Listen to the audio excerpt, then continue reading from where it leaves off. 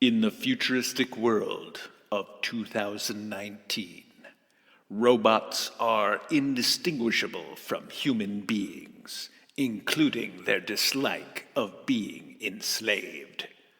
Instead of wondering if these androids dream of electric sheep, a Blade Runner hunts them down one by one.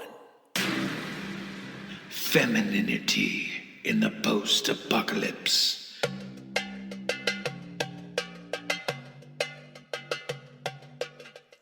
Hello, my ravishing robots of the revolution. You're listening to the second season of Femininity in the Post-Apocalypse, a feminist exploration of dystopian media. I'm your host, Klaire Lockheart, and I specialize in painting dudes in man caves. I'm an artist who, despite earning my MFA, cannot pass the Voight-Kampff test. Regardless, I began this podcast so I can discuss dystopian media with other amazing artists. My incredible guest and I are going to talk about the 1982 theatrical release of Blade Runner. We'll examine the plot, rate it, and then you'll get to meet the next recipient of the Honorary Doctor of Dystopian Studies degree from the Unaccredited College of Klaire. Thank you for being part of the show by listening. My fabulous guest is corporate industrial lifestyle photographer Aaron C Packard, and he is my favorite person on the planet. He's a returning guest not only because he is my Gen X sci-fi artist in resident, but he's also my husband. So I have access to his calendar. You may remember hearing Aaron's voice on previous episodes about Mad Max, Dune, or Zombieland. You may also have seen his awesome photography on his website, aaronpackard.com, spelled AARONPACKARD.com. Welcome back to the program, Aaron. Thank you. I know you've been incredibly busy, and I haven't seen very much of you because you've been in your darkroom quite a bit. Yes, and well, trying to uncover my darkroom and get it reorganized so I can use it again. I want to do some analog work. And for those of us who are not photographers, what do you mean by analog work? Well, getting back to film and some other traditional processes, including palladium prints and carbon prints. That sounds like you're going to be even more busy. Yeah, sorry. But Aaron, I'm excited to discuss the theatrical release of Blade Runner with you. But first I have to ask, why did you choose this particular iteration of the film? As probably a little bit too young of a kid, I saw it in the theater and saw this original version of it. So it kind of holds a sentimental place in my heart, even though, I don't know, maybe the final cut version or whatever is probably better. There's certain aspects of this one that I find particularly, I don't know, entertaining or also a little bit more fun to pick on as well. So you saw Blade Runner in the theater when you were a kid. Yes. Well, you know the tale of the first time I saw Blade Runner because you were there. Yes. We were stuck in an airport overnight despite having flight insurance. Denver Airport. I remember we camped out on very uncomfortable chairs that had those metal pointy armrests. And I was incredibly ill because I made the terrible mistake of eating a salad at the airport. And this is why I refuse to eat anything but junk food when I fly, because ice cream has never tried to harm me. Mm-hmm. Definitely. Definitely. The more junky food as possible is usually the safest at Those airports. preservatives are going to keep me safe. But speaking of consuming things that aren't good for you, I want to mention that the Maenads, who we named the Maenad-O-Meter after, were famous in ancient Greek mythology for chugging wine while they partied in the woods.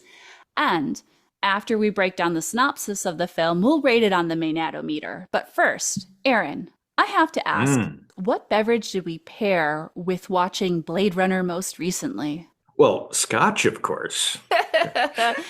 That seems very thematic. I mean, I guess we could have also had Coca-Cola or Schlitz or whatever else was being advertised on the glowing screens. Yes, yes, yes. I mean, we weren't drinking Johnny Walker specifically, but we were drinking scotch. And I will have to say, pairing it with whiskey did make this movie a little bit more palatable. Ah, yes, yes, yes. In case our friends listening haven't watched Blade Runner recently, or at all, I'm going to retell the plot before we discuss the movie. Since I'm not 100% sure if I've actually watched this film or if I have implanted memories of watching it, I'm going to ask you to help me recount the story. Before we begin, I want to make a quick note that there is violence in this movie in case any of our friends listening aren't in the mood. Are you ready for the story? I am ready for the story. Let's go. In the futuristic world of 2019, a scrolling backstory in various serif fonts informs the viewers that replicants were built to be enslaved. Blade runners are hired to retire Nexus 6 robots because they're illegally on the planet. Yes, yes. Although they're built there, so... The movie begins in Los Angeles, where ceiling fans reign supreme. Yes, major big ceiling fans. And a human interrogates a mustachioed man using the Voight-Kampff test. The mustache belongs to a guy named Leon, who shoots the condescending human administering the test because Leon is actually a robot. A replicant. A replicant. I'll tell you about my mother. The scene switches to a steampunk Orientalist downtown, which, despite the Asian set dressing, has an abundance of white people. Yes. Cue ex-cop / ex-Blade Runner / ex-killer Deckard, who introduces himself with an irritated and bored voiceover. Yes, it's so bored. Mr. Runner likes noodles, but hates being bothered to work. He uses the power of monotone to complain about his job, and he doesn't seem thrilled that the script requires him to use the N-word when describing how racist his boss is. Yes. While the head honcho tells the protagonist that he has to hunt down replicants, Edward James almost taunts him with origami. The blue noir backstory narrative device informs Deckard that the Nexus 6 robots can replicate human emotions, but their lifespan is only 4 years. I find it amazing, that conversation on how little each of them seem to know about replicants, which seems to be their profession. Anyways, go ahead. Well, ignoring that the replicants think that they're humans and have emotions, and they're built for pleasure. Gross. I used to think the 4-year lifespan was incredibly wasteful, but considering that current technology peddlers want us to replace our phones, cars, and computers every single year, I guess I should commend the Tyrell Corporation for not being as wasteful as they could be. Yeah, I think so. Looking at how we deal with technology today. Yes. Yeah. The Blade Runner has an appointment to meet the CEO of the Tyrell Corporation to test out the Voight-Kampff test. But he's greeted by a vintage lady named Rachel, who is totally the robot version of the nightclub singer from I Accuse My Parents. I don't know what the percentage of people who would actually get that joke is. I'm sure our friends would, and they're the only people who listen to this show. Rachel asks Sir Runs with Scissors if he likes the artificial owl, which is a reference to the book, but that's as far as the concept of electric sheep goes. Yeah, it's a pretty loose interpretation of the book, to put it mildly. And didn't you tell me when we were watching it last night that they changed the dialogue in that scene? Yeah, and there's multiple scenes if you pay attention where people's mouths don't match up with what they're saying. Tyrell, who makes all the robots, tells Deckard to use the Voight-Kampff test on Rachel while she smokes because it's the 80s. She indicates she loves all animals, but she would swat a wasp. Mm-hmm. Astute viewers who don't get distracted by whiskey and checking their email while watching the movie will notice at this point that Rachel is indeed a replicant, but she was programmed to have human memories and she doesn't know she's not human. Mm-hmm. Deckard and the bow-tie bedecked Edward James Olmos visit the apartment of Leon, the murder droid from the beginning of the movie. They spot a synthetic scale in the nasty bathtub, and Olmos leaves behind a crafty stick figure sculpture because his whimsy knows no bounds. A bleach blonde bossy bot asks Leon if he retrieved his photos, which serves as an introduction to a new character and a transition in the story. Blondie and Leon then pick on a steampunk elder who designs eyeballs for the Tyrell Corporation in a frigid environment. The replicants harass the eye guy. The eye guy. If you could see what I've seen through your eyes.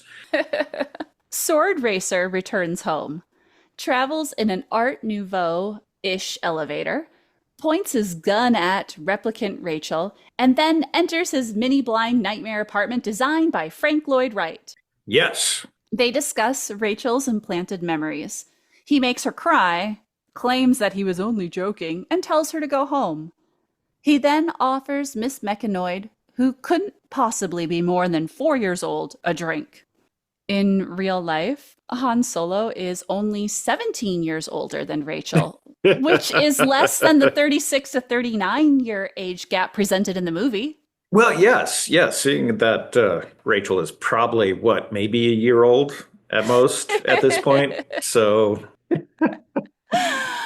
Elsewhere, a new replicant joins the cast. She has a bad blonde wig, and her name is Pris. She is a pleasure bot, which is all sorts of icky. Mm-hmm. At least in Futurama, the floozy fembots appear to enjoy their jobs and consent to that type of work. Mm. But not in this dystopia. No. Anyway, Pris immediately befriends the human J.F. Sebastian underneath the E.T. phone home blimp. It does sound like it says that. When did E.T. come out, Aaron? Same year. That's why Blade Runner supposedly didn't do very well at the box office, because E.T. came out at the same time. Which movie had better toys? Ooh. I am always baffled when movies that are clearly made for adults have toys that are targeted at children. Yes.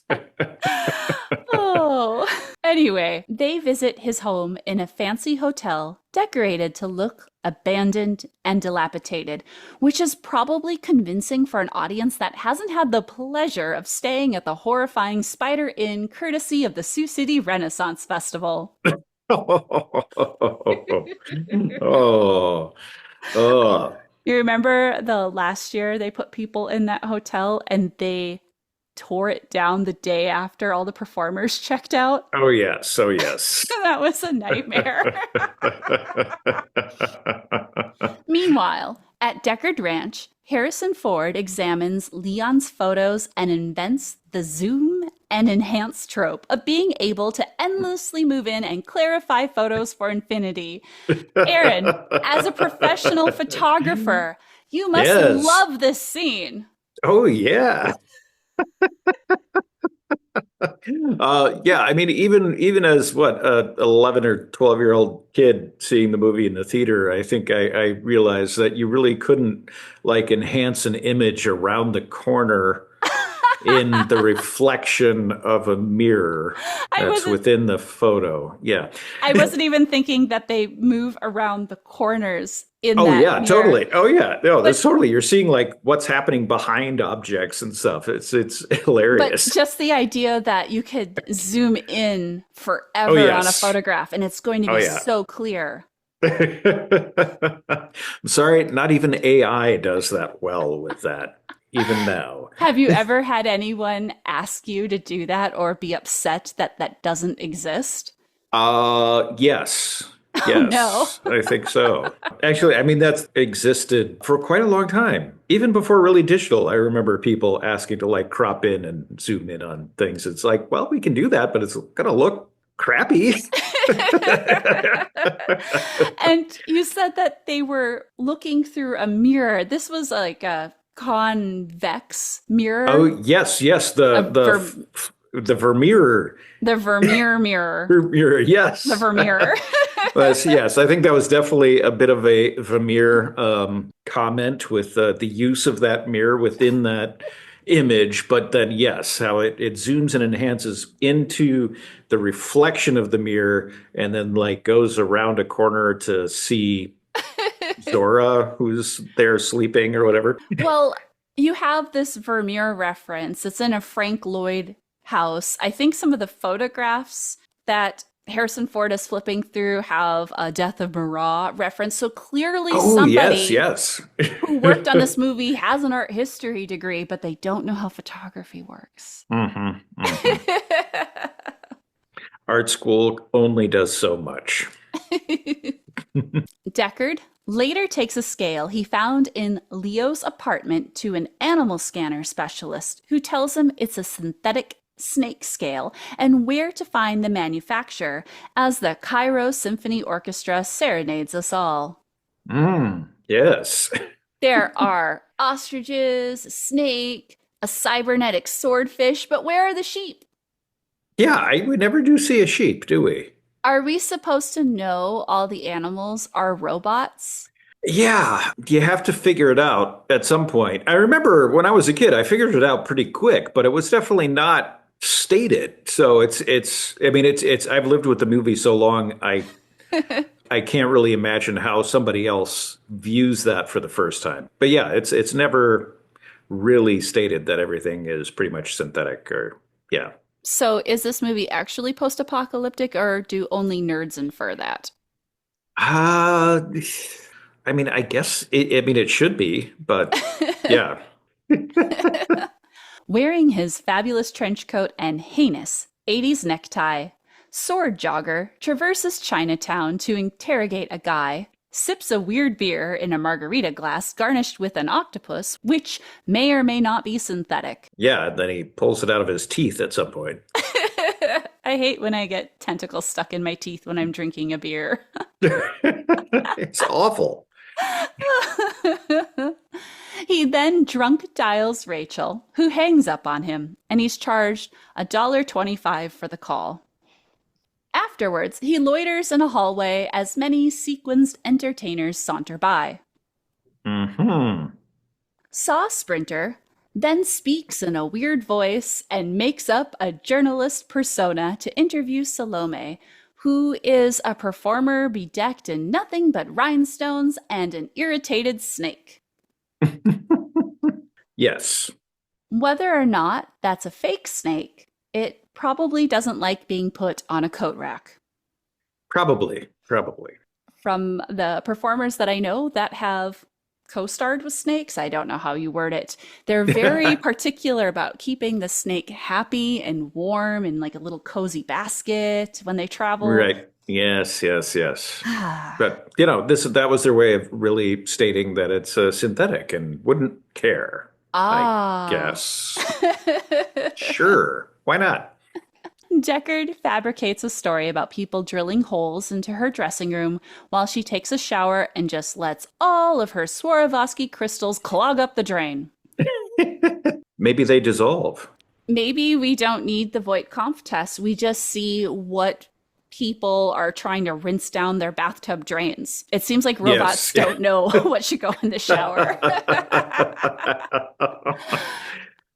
After drying her hair, she is topless as she crams her feet in some uncomfortable-looking boots without socks. Ooh. I don't understand why women aren't supposed to be seen wearing socks with their footwear. Couldn't tell you. How is this not stinky? Salome asks Deckard to help her put on some weird bra thing, and then she escapes into the streets whilst wearing a transparent raincoat.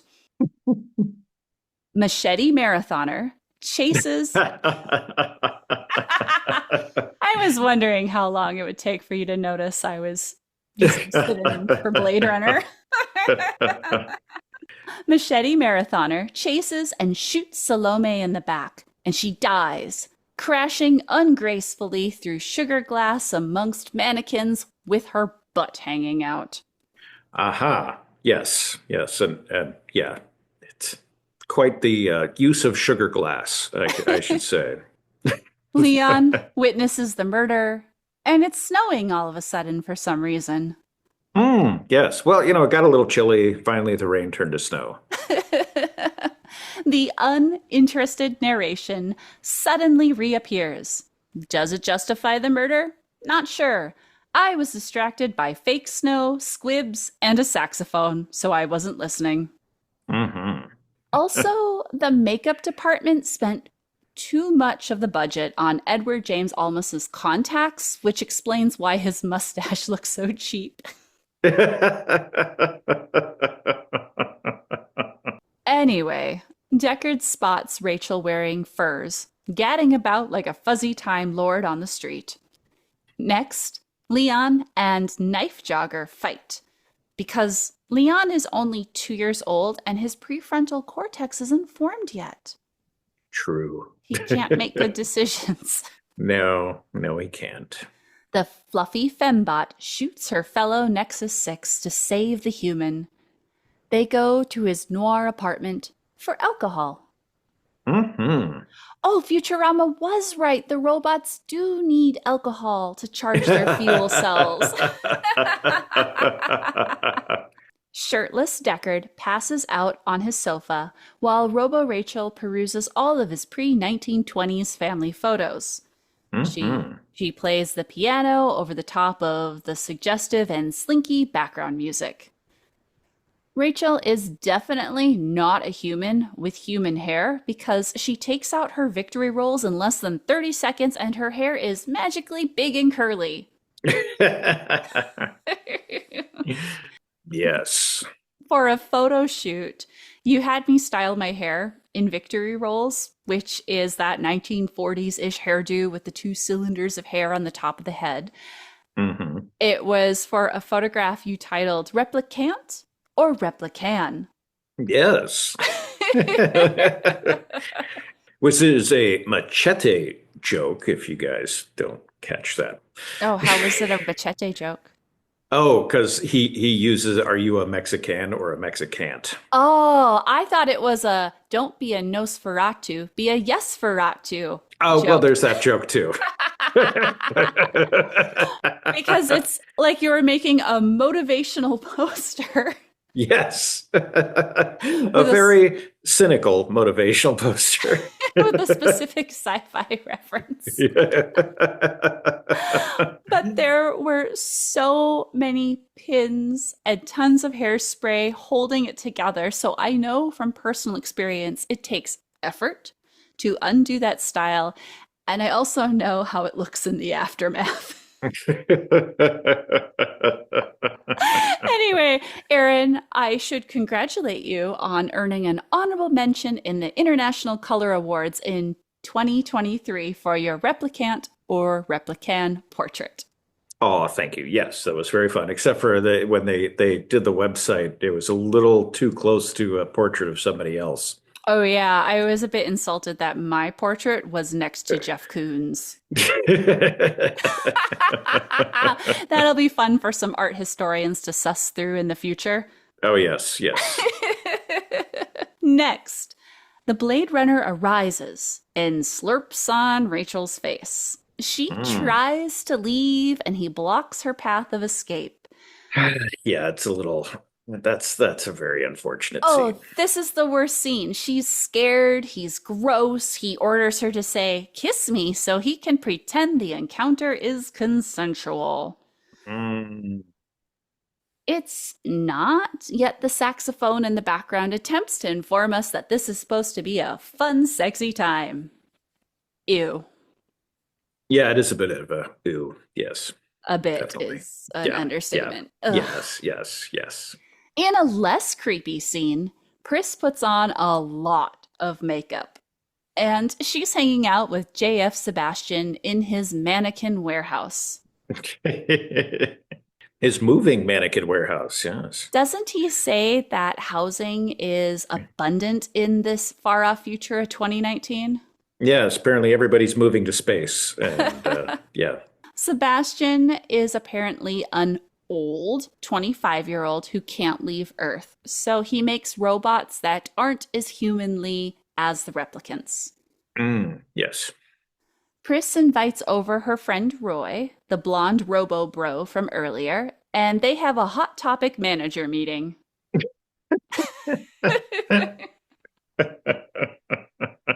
What the goth are you talking about? Sebastian reveals that he works for Tyrell, and then Pris and Roy pressure him to help them live beyond their allotted 4 years. Mm-hmm. Roy then meets his maker, Tyrell, literally, not metaphorically. Yes. Roy gives Tyrell the Bugs Bunny kiss of death before squishing the CEO's head in his bare hands. To death. Yes. I almost said the bad word that he called him, but anyways. Oh, what's the bad word? Well, the one that you thought was father. Oh, yeah. I thought he called him father because he invented him, but he said a different F word. Yes, yes, yes, yes. Sebastian runs away, and then the owl makes a second appearance with its red reflective pupils. Mm-hmm. Pris, who changed into a weird nude bodysuit and applied even more makeup, awaits Deckard, his popped collar, and his futuristic gun. Mm-hmm. She attacks him with her crotch, as all fighting women were contractually obligated to do in movies until the Freedom from Action Lady Loins Act was adopted in 2021. Yes, but nobody follows that, and they're still doing crotch kills to this day. What was that exercise contraption that was not The teleworking? Thigh Master. The Thigh Master. Yeah. Yes. Was that invented before or after this trope? Before, I think. Yes. Pris also does a bunch of unnecessary gymnastics while screaming. Mm-hmm. Fed up with her crap, Indiana Jones shoots her. Roy smooches her dead corpse and then criticizes Dagger Dasher for shooting an unarmed opponent. Unsportsmanlike. Deckard shoots some more, but Roy grabs his arm through a wall, breaks a couple fingers as he continues to monologue at him. They fight. Yes. In a world where animals are apparently incredibly rare, there's a chair covered in bird poop and a dog howls. That was Roy. Oh, I making thought that the was a howl. sound effect. No, that was Roy making the howl. Maybe Yes. I was just used to the actors' mouths not moving with what was coming out of them Ah, at this point. yes. But anyway, earlier Pris pulled eggs out of boiling water, but were they synthetic eggs? Yeah, I don't know. Do they boil Cadbury eggs in the future? Perhaps. Wait, does that cream have milk in it? Or the milk chocolate would... Oh, I'm so confused about this world building. I know. I like that we began by joking that I only eat artificial junk food when I travel so I don't get sick. Now we're talking about a future from several years ago in 2019 with all the fake food. Yes. Anyway, the runner of blades goes outside as the blonde adversary meanders about inside the building. My willing suspension of disbelief still accepts the compositing in this scene as pantsless Roy hugs a pigeon, jumps across a Yes. building, and then taunts Deckard, who is now Mm. hanging off the edge of the building. Yes. Yes. He's hanging on that giant Lego brick, right? Yes. Yes. He, who is without pants, yet bountiful in hair bleach, saves Deckard from falling off the edge of the building, only to lecture at him even more. Aaron, is there some context I'm missing here? I must admit that I got bored and I was trying to confirm if Roy's fingernails were hennaed. Well, apparently the lore is that Rutger Hauer came up with most of that last speech himself, especially the line about something about dreams or ideas being lost like tears in the rain. I always enjoy when a movie based on a lengthy sci-fi tome cuts out some very necessary things that would make the movie make sense, but we have time to add in new stuff. Yes, yes. And that's also why a lot of the dialogue doesn't match the mouths moving, because Ridley Scott decided to change dialogue after the fact, and they just layered it over the existing footage. That's the director, right? Yes. Did he make all those changes after the author of Do Androids Dream of Electric Sheep passed away? I have no idea. Oh, we probably should have mentioned that earlier, so our Yes, friends yes. know why we keep asking about the sheep. Yes, for those that don't know, the story is loosely based on the book Do Androids Dream of Electric Sheep by Philip K. Dick. But the title actually was licensed from a different book. The title Blade Runner really doesn't have anything to do with the original story. Okay. Roy's upset that his life will be lost as he dies. Mm-hmm. Another unenthusiastic monotone overdub from the protagonist cuts in yet again to question why the nefarious Nexus 6 saved his life.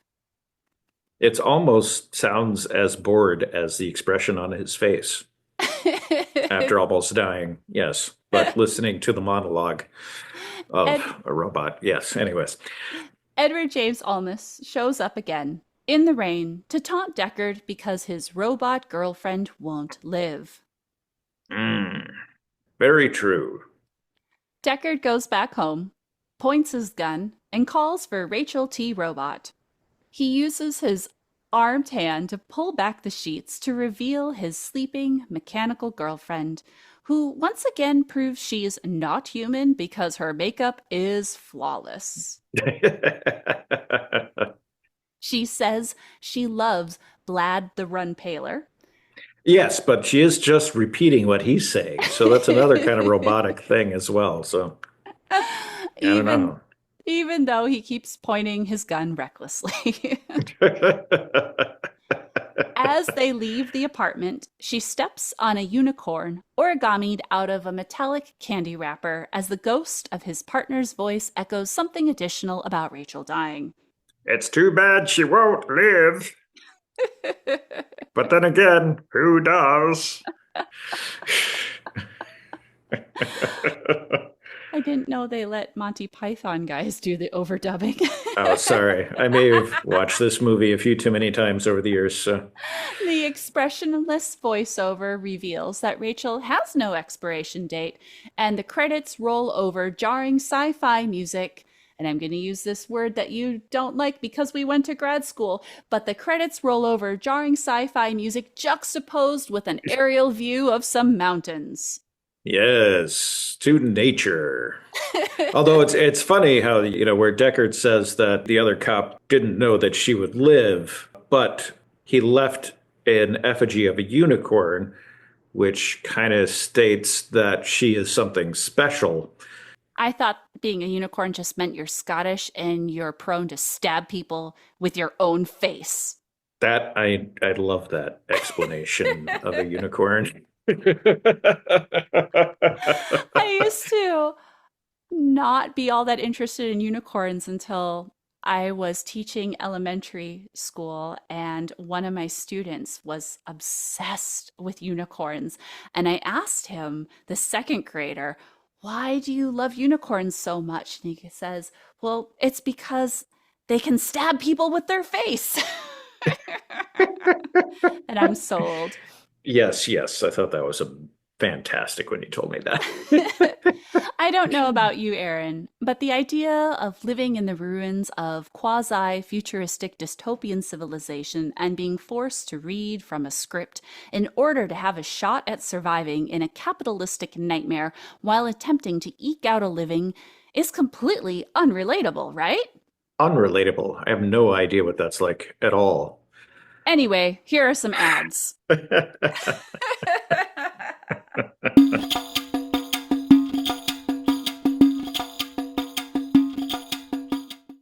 Hey friends, if you enjoy that I don't make you fast forward over very long commercial breaks, then you should let me know. The best way to do that is by joining the Unaccredited College of Klaire community at patreon.com/Klaire Lockheart, which is spelled patreon.com/KLAIRE-LOCKHEART. You'll get to contribute to future episodes of this show. Plus, you'll be able to check out all the artsy resources I made for you. The Unaccredited College of Klaire is kind of like art school, but without the crippling student debt.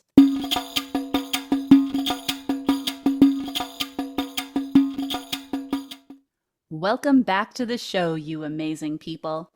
Thanks to everyone listening. I received a notification to inform me that Femininity in the Post-Apocalypse was ranked number 15 in the category of arts podcasts in Finland. I don't know what to do with the information, but I wanted to share. Yay, Finland! We're number 15. Woo! Woo! Anyway, I'd like to quickly remind our amazing listeners that the purpose of Femininity in the Post-Apocalypse is to discuss dystopian media through a 21st century lens, where we're aware that people of marginalized genders are often missing or mistreated in apocalyptic fiction. While it's not the end of the world when an end of the world movie lacks diversity, it's problematic when most of the stories told exclude and mistreat women. I feel that if we can illuminate the shortcomings of post-apocalyptic media, we can encourage others to understand how these stories reinforce the mistreatment of feminine people, which often bleeds over into everyday life. While there are many issues in Blade Runner, I believe it will be best to discuss the most problematic, controversial, and heated issue in regards to the theatrical release, the voiceover. Aaron, tell me about this narration. Yes, the narration. I'm not an absolute expert, but I do believe it actually was kind of forced upon the movie by some of the producers or something like that. Oh no, To was where it a committee? Yes, I think it was a committee decision or something like that.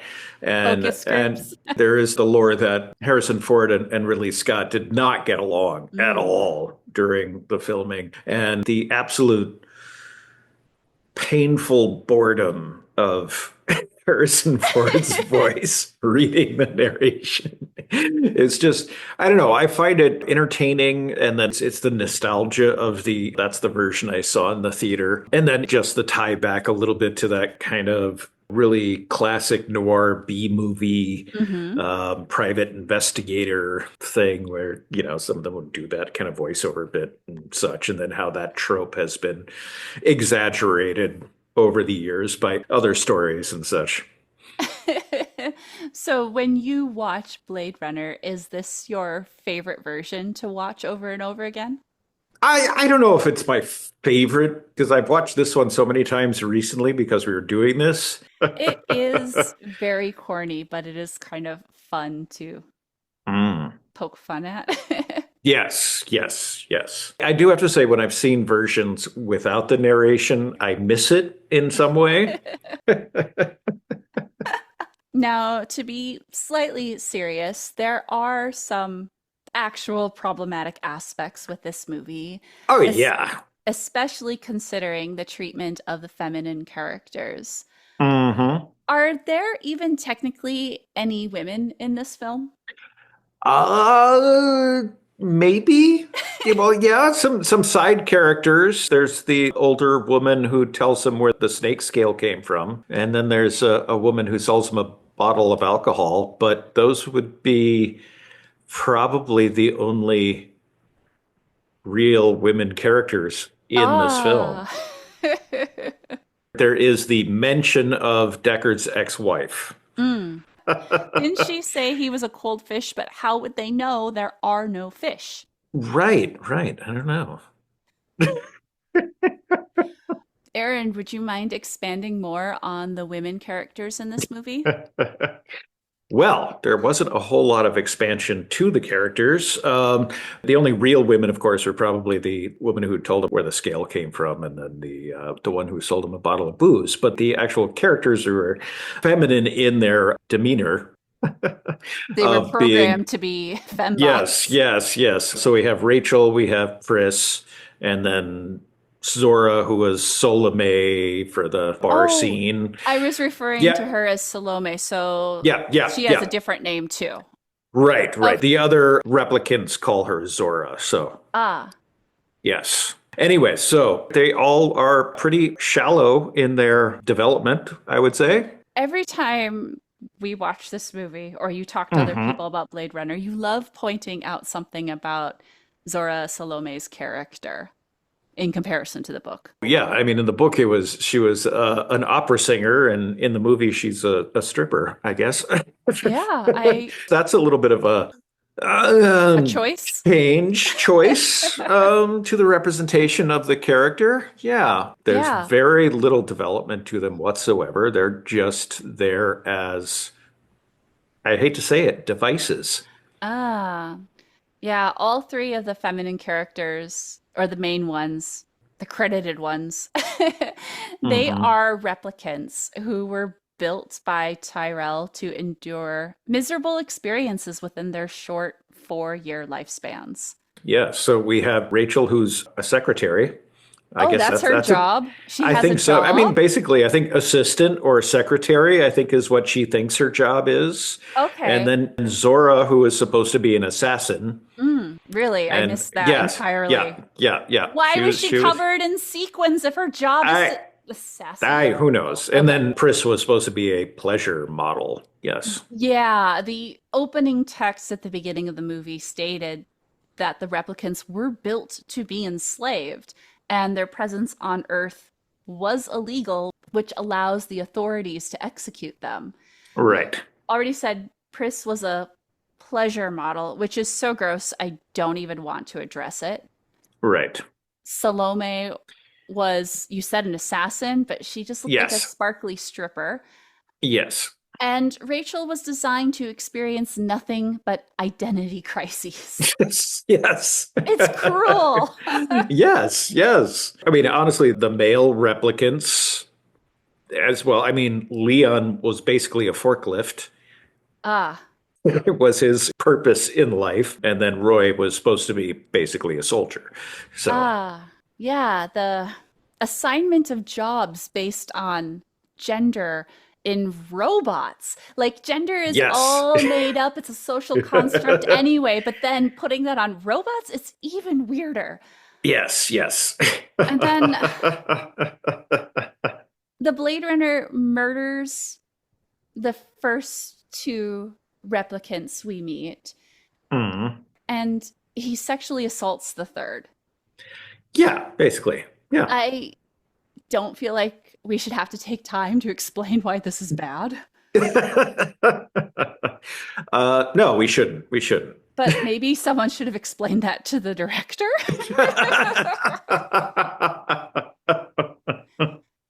So I spend so much of my time trying to convince our neighbors and elected officials that I am a person despite not being a man.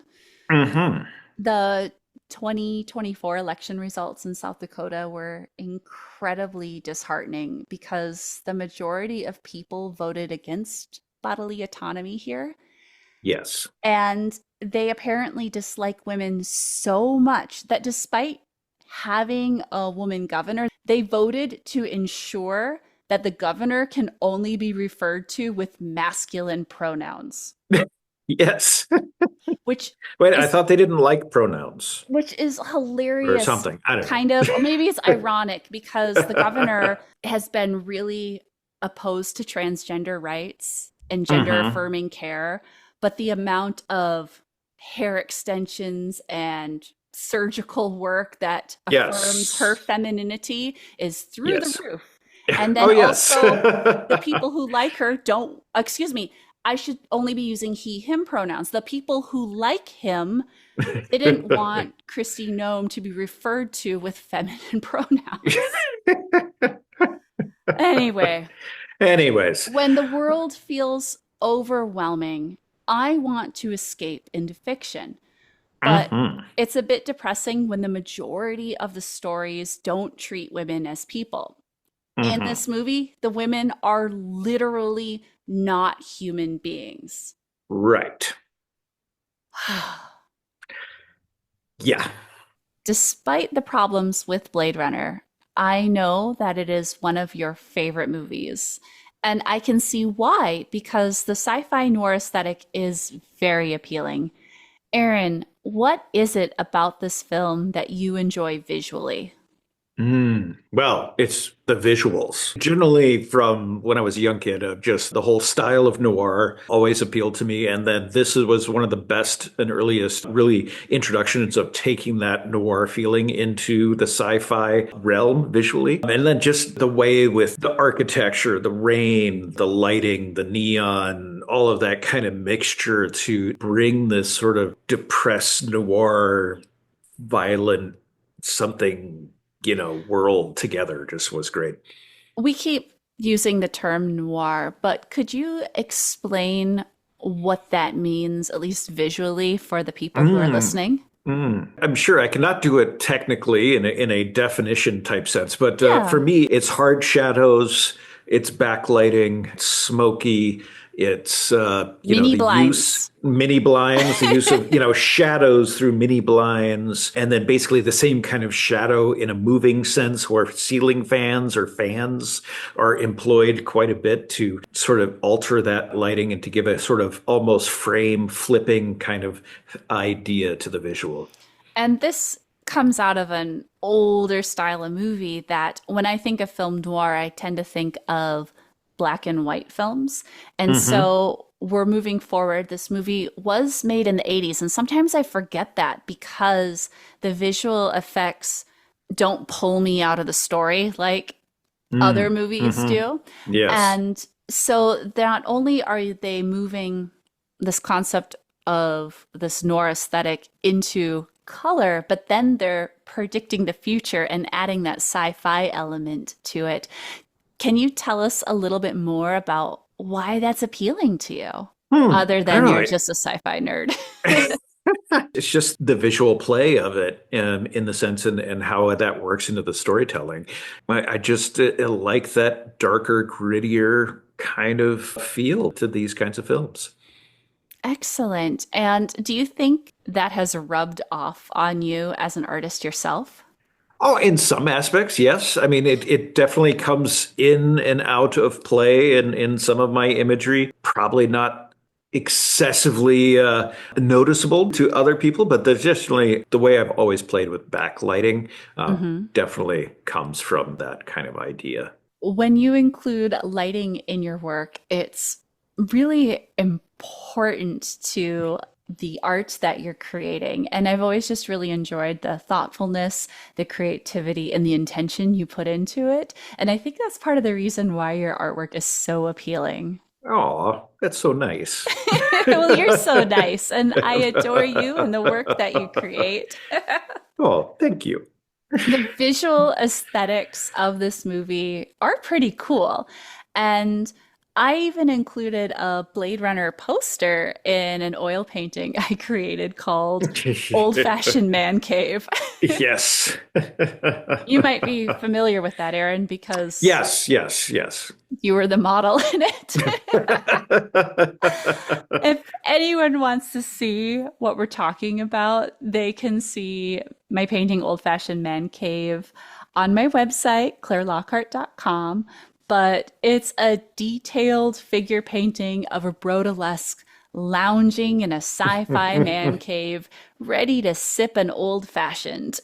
Yes. The You're frame. wearing old-fashioned themed underwear even. Okay, be more specific, or they're gonna think you're just wearing old timey Oh, underpants. no, no. The underpants are printed with The scotch ingredients, bottles. Yes, whiskey bottles and glasses and oranges and yeah, all sorts of yeah. cherries and ice cubes. Cherries.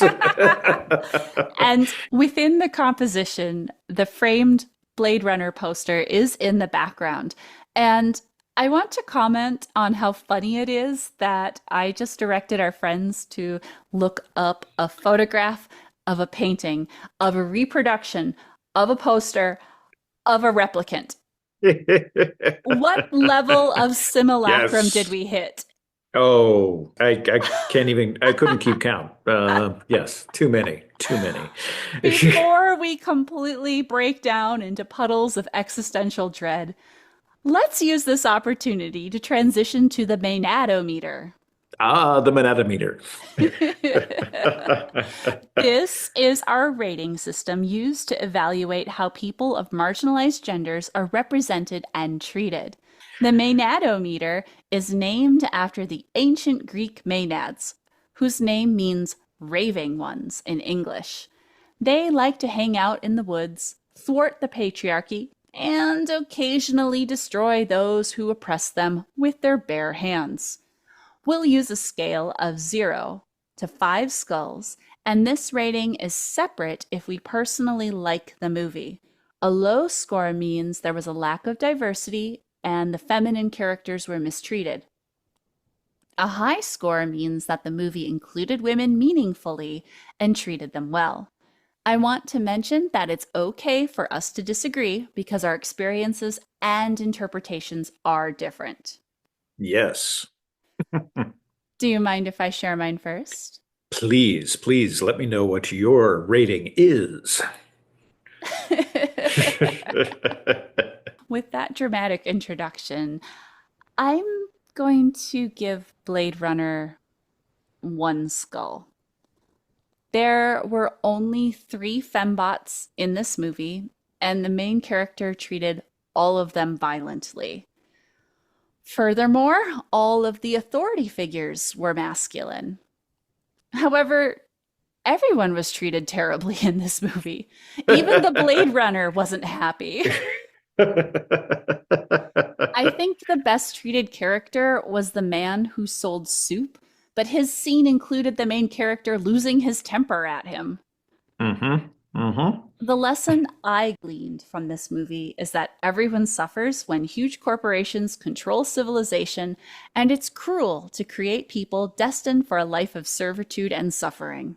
Yeah, yeah.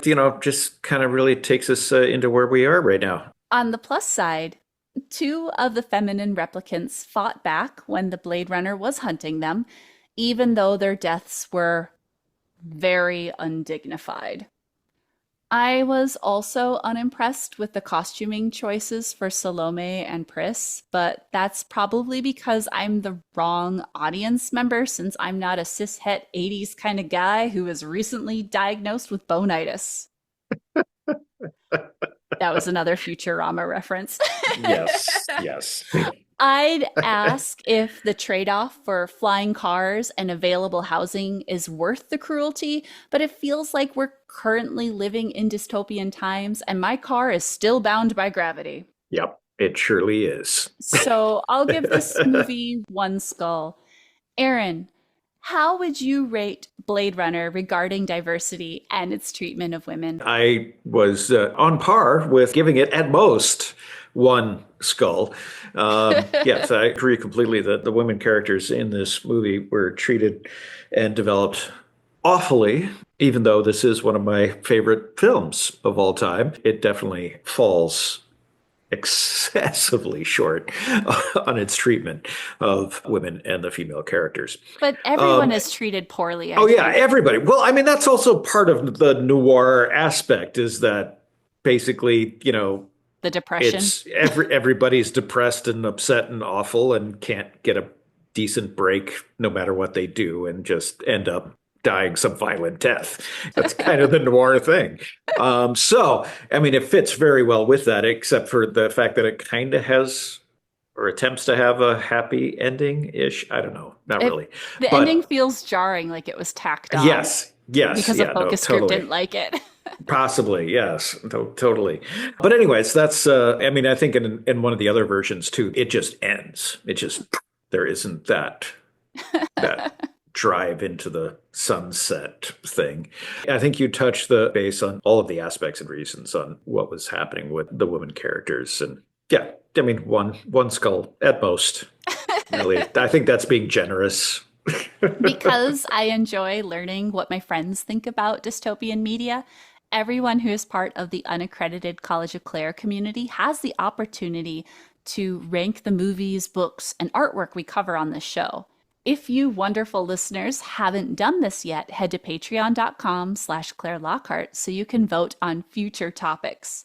For Blade Runner, the amazing people at UCK gave it an average of 3.5 skulls. Ow. Okay.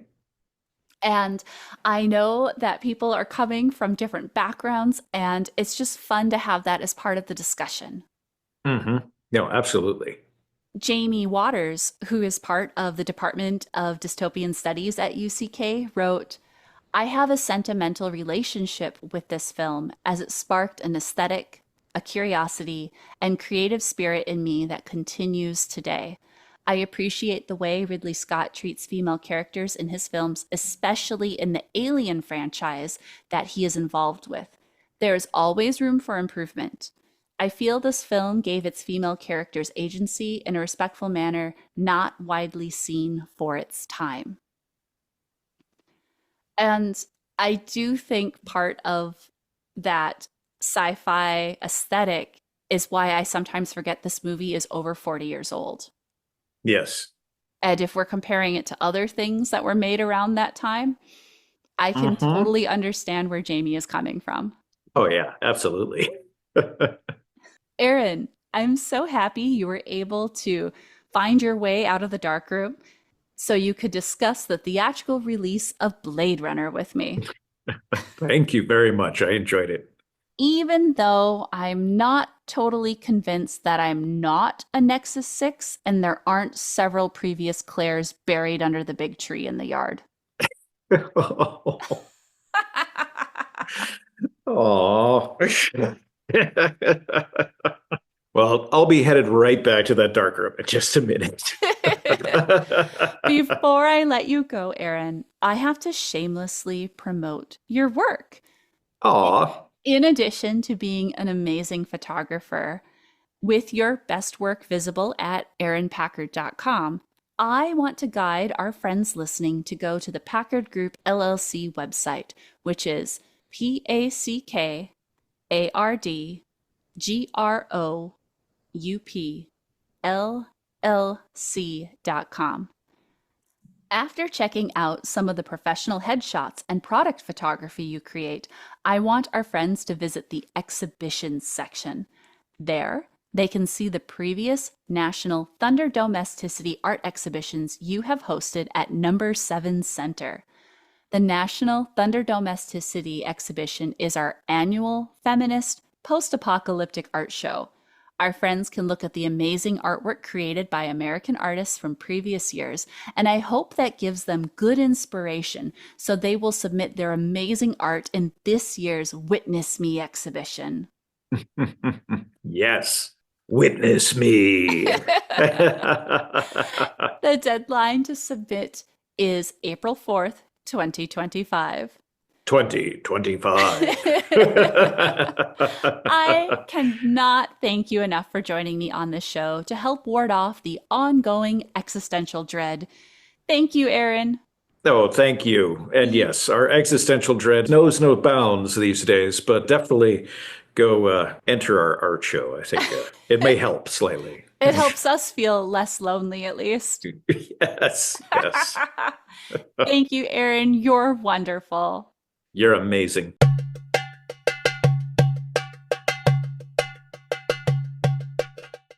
This program falls under the Department of Dystopian Studies within the Unaccredited College of Klaire.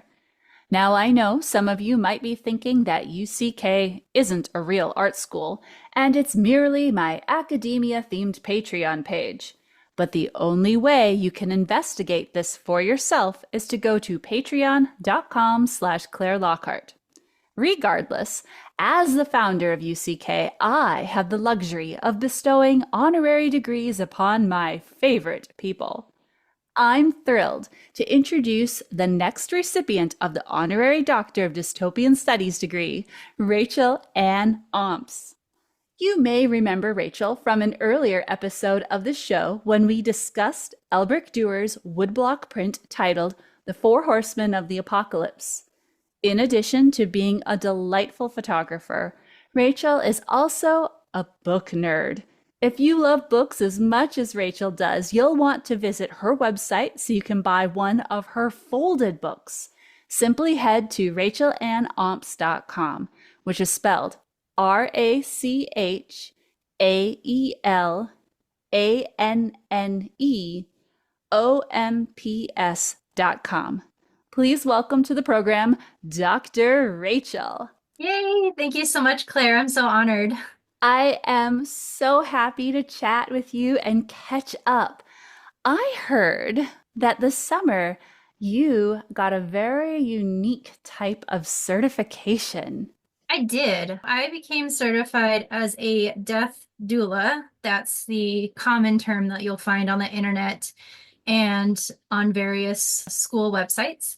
But I choose to call myself a death companion because I find the word companion is much more gender neutral and really helps with people who don't want to feel like they can't come to me, because the words doula and midwife are kind of gender specific. Most people think of doulas and midwives as people who only work with women, whereas a companion, I want to work with anybody and everybody who would like to come to me. I have never heard of a death doula or a death companion before. Would you mind elaborating on what that is? Absolutely. So a death doula, a death midwife, death companion, end of life coach, all of these terms kind of fall under a broad category. And what us people in this field do is we educate people on what is going to happen to all of us. Unless you are superhuman, and I just don't know, we are all eventually going to meet our end. And so for a lot of people, it's terrifying because they don't know what happens. But much like with other autonomy choices, having a death companion or a death doula or death midwife, you can have those conversations of, I would like to have these things specifically happen to me. So within the state of Colorado, we have a wide variety of choices for what happens when you die. You can do the traditional being filled with formaldehyde and other chemicals and put in a lacquered box. Mm-hmm. You can do cremation, but there are many other options, such as human composting. You can do green burial, where you're not pumped full of chemicals and instead you're wrapped in a friendly shroud like cotton or linen and buried into a hole with no casket. Colorado is home to the only known open air funeral pyre. So you can, if you live in a certain county in Colorado, be cremated on an open air pyre. It's a very beautiful process. You get to be burned in an open air environment. So a traditional cremation machine is seen as very industrial. Like you're just put into this giant metal box full of flames and turned into ashes. Instead, you're put on a metal grate outside and they lay like pine branches with you and beautiful, sweet smelling wood. And it's all open air. So there's no creepy metal container burning you. It's just this very beautiful open air fire. So there's all these options. And then if you choose to be cremated, there's even more options. You can have your ashes turned into jewelry. You can have them turned into beautiful glass, like paperweights or glass art to have around your house. You can be turned into stone. Like there's so many options that people just aren't aware of. And we want to have these conversations to get people comfortable, to give them that final choice of whenever I meet my end, this is what I want. And we help you through those choices. We help you put it in writing. We help you basically with anything that doesn't require legal paperwork. And I think having those conversations breaks down the taboo and the fear of not knowing. Every time I chat with you, I learn something new. And you mentioned having your ashes turned into a jewel. And I wonder how hard it would be if I did that myself to haunt it so it's cursed if anyone tries to steal it from the Klaire Museum. But I am getting distracted because, Rachel, in addition to this new avenue you're taking, you are an artist, and I am a big fan of your photography. But I'm also proud of all this work that you're doing in your community. You really care about people. And this is why I'm so happy that you're able to take the time to join me again on this show. Typically, educational institutions only hand out honorary degrees after the chosen recipient gives a long speech during a boring graduation ceremony. But I will spare you that drudgery. Instead, I will ask you 5 short questions so our listening friends will be able to get to know you better. I'm ready. First, what is one of your favorite dystopian books? I'll go with my most recent favorite. There is a book called Vox, and it's Vox. It's by a female author, Christina Dalcher, so Dalcher. And Vox is very creepy in that it is not super far into the future, but after an election, all feminine beings lose the ability to speak. So think like a smartwatch is installed on the wrist of every single female, does not matter your age, and you can say 100 words per day, and it resets at midnight. And the book is all about this insane future and how it needs to end. It's basically like putting women back into a you're a homemaker role. Your job is to stay here and take care of the house and raise the kids, and that's it. So all females lose their jobs. They all have these watches on that count their words, and if you go over the words, the word limit, you get a shock, much like a dog collar, and for every 10 words you go over, the voltage increases. That's terrifying. It's horrifying. Oh. To make an abrupt topic change, I'll ask you the second question. So, what practical skills do you have that would be beneficial if/when society collapses? Ooh, this is something that I do kind of think about. I'm pretty handy with basic mechanics stuff, so I can change oil, change tires, try to get a vehicle running again. So I could probably Mad Max it, make some crazy cars. I can do some basic stitch work. It's not pretty, but it'll do. And I'm sure that stitch work could apply in emergency scenarios of humans needing stitches. And I know some basic first aid. So I feel like those things would probably get me by. Gardening, a little wishy-washy. I could definitely see myself riding to Valhalla with you in a Mad Max universe. But next, would you rather fight a vengeful mummy resurrected after reading from the Book of the Dead, or fight an evil demon summoned by reading from the Necronomicon? Oh boy, I think I'm gonna go for The Mummy because I did see the Mummy movie with Brendan Fraser. The good So one. yeah, so I'm thinking if I have to fight a mummy, if I have Brendan Fraser or someone like him on my side, I'm gonna go for The Mummy. Next, how have you prepared for societal collapse? I think by trying to connect my community and having these open conversations about death and trying to be a safe space in multiple ways is how I am preparing for the collapse. Something that has been repeated a lot this year is that in times, very, very trying times, that is when you need to lean on your community the most. And I'm trying to be one of those people who is ready to catch those who need to lean and say, I'm right here with you. I'm sorry you feel this way. I'm feeling this way too, but we're gonna get through it.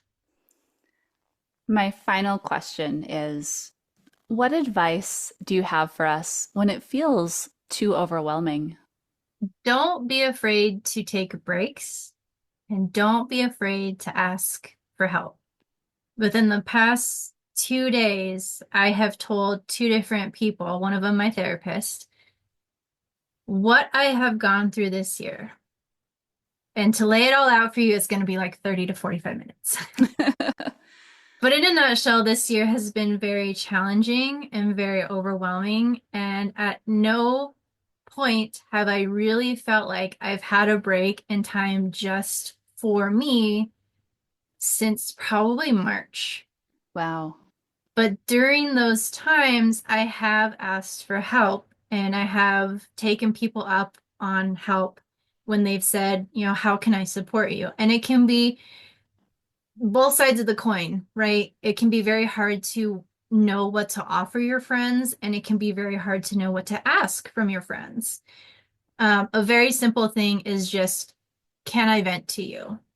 And a lot of the time, just venting and having your feelings validated is all you need.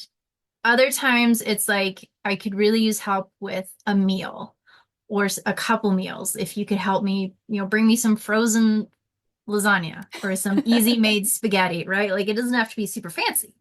You don't always need to feel like you need to give your friends millions of dollars and like endless help. Sometimes it's just, I need to vent, I need a meal, I need help with laundry. And at the same time, don't be afraid to ask for those things because when I have asked for those things, the response is always just overwhelmingly positive of, absolutely, I've got you. Like, I'll come help with your laundry. I'll come help with food. I had a very wonderful friend this summer send my family HelloFresh meals. That alone took so much weight off of us while helping my mom recover from surgery. So, like, just the smallest things like that, a meal, a place to vent. If you're the person asking, if you're the person needing, don't be afraid to do it. That's wonderful advice. I'm really happy that you were able to take time out of your busy schedule to come and chat with me, to share with our friends listening. Thank you so much for joining us, Dr. Rachel. Thank you so much, Claire. It's always so great to chat with you. And thank you again for the honorary doctorate. This is probably going to be my favorite accolade for the rest of my life.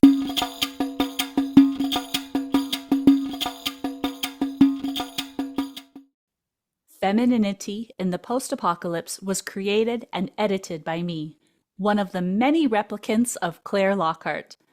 You can find us at clairelockhart.com, spelled KLAIRELOCKHEART.com. Please visit the Events tab on my site so you can learn how to submit your artwork in the next Thunder Domesticity National Group Exhibition. Special thanks to Aaron C Packard of Aaron C Packard Productions for providing the voiceover work and my recording equipment. Find him at aaronpackard.com. That's AARONPACKARD.com. Thanks for listening, you wonderful people. I appreciate how you keep me company even when the world feels bleak. Thank you for the positive reviews, thoughtful messages, and for sharing this program with your friends.